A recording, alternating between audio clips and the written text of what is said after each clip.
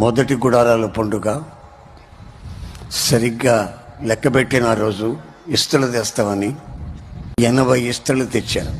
2 ఎక్కువైతే మరలా సైకిల్ ఇచ్చి పంపించా.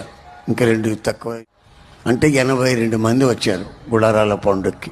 మొదటి గుడారాల పండుగ అది 14వ మైలు లేమల్లిలో జరిగింది.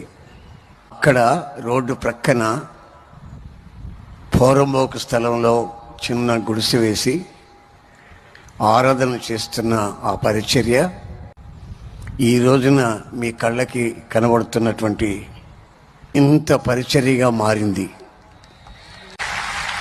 ఇది ఒక మనిషి ద్వారా కలిగింది కాదు,